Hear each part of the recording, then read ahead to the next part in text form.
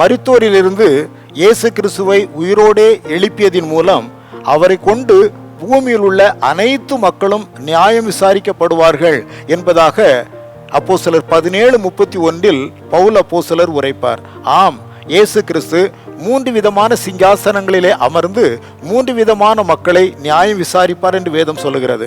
முதலாவது 2 கொரிந்தியர் 5:10 காணப்படும் நீதிமான்களுக்கான நியாய விசாரணை. இது தண்டனைக்குரியதல்ல, வெகுமதிகளை கொடுக்கக்கூடியது. இரண்டாவதாக மத்தேயு 25:31 காணப்படுகின்ற மகிமையுள்ள சிங்காசனம்.